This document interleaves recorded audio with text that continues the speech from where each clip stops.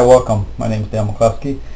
And I'd like to take a few minutes to discuss this whole issue of appearances, of going through the motions, becoming the real deal, and how nature, again, can be very deceiving when it comes to what we see, how we interpret behavior, and and this relates to both within training itself, obedience class, and also when we're home with our dog and trying to create meaningful change.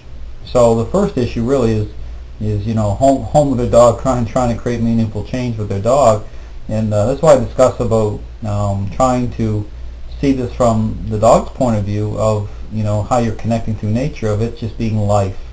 When we look at training itself, or how I approach training within the system, this system is really a intervention at the role changing level.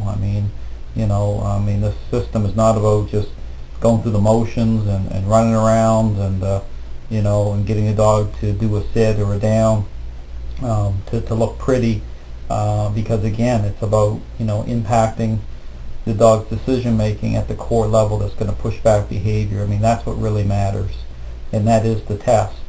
So when you're taking your dog for a walk, or even if you're putting your dog, say, on a treadmill, or using a pinch call, or whatever you're doing, or even pushing your dog into a down out of frustration, certain things you do, it may not create meaningful change. It may just be like tamping down gravel. The whole goal here is to change the foundation stones, to turn the foundation into cement, is to firm it up. And so just understand, when you're doing methodology, when you're interacting with your dog, the whole goal is to move the tachometer of your mind over so the dog starts to perceive you different. It's about changing perceptions. It's relational. And that's why when people are doing my methodology, if you see how I approach training, I'm starting off using just a sit position. But how I do it, I'm not speaking using commands. I'm working off the connection, this unspoken language, I call it. So you're using physical touch and you're moving the dog in, but what you're doing is you're putting meaningful influence over the mind. You're targeting the dog's decision making process. So as these follower moments start to take hold, what it does is it starts to overtake the overall decision making of the dog, starts to have meaningful impact on the dog's decision making process as your parental role starts to firm up. So how to kind of see this is kind of like electricity in the air. You're going from controlling a problem to fixing a problem, because that's the focus level here. So whatever you do has to start to target the dog's decision making that way. The dog should really feel as though you are truly changing, because the problem here with training itself is oftentimes people are just going through the motions of obedience class, or using a leash, or whatever it is that they're doing, but it's not having an impact. Okay, it's just going through the motions. And the dogs really do know, they do really know if you're becoming the real deal. That's the bottom line. So if you're trying to hold on to this emotional type of a foundation, this bond you have established with your dog, and the dog perceives this as weakness, the dog truly knows that. The dog's saying, well, this doesn't make sense. This person is going through the motions, their actions, but their actions aren't connecting.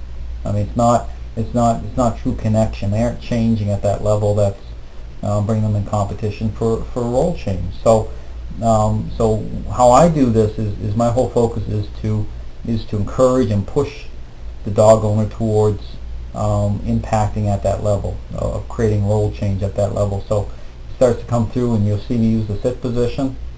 I really encourage you to, if you live outside Florida, is to get my book. It's called Beyond the Leash Dog Psychology Training Guide. You'll see how I'm using the method. You'll see how I'm using the leash, how I'm connecting it this way. You'll see these, I'm describing these moments. You'll see the head turn into, towards you, The dog will either look up at you or the head will turn in slightly, and you'll see influence take hold of the dog's mind for a second or two. And within that second or two, you're going to see a calm moment. You're going to see a moment that the dog's decision making is being impacted. So the goal is, as you're doing this, is to, your self-discipline of your mind. You're controlling your thinking. Your thought process is basically you're in the moment. You're not thinking about petting. You're not thinking about emotional contact at this level, because understand, too much emotions create the problem in the first place. I mean, that's key here, is to break the psychology down to say it's not coming through on nature's terms. It's a very, oftentimes it is a very permissive, emotional type of connection. Just too much emotion. It's just like there's no boundaries or limits on it, just emotion first.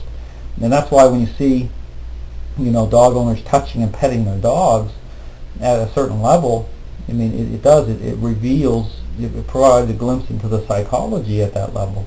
So, but the problem is that, the dog will like that at that level. I mean, just like it's like parenting. You see the, narcissistic, selfish child,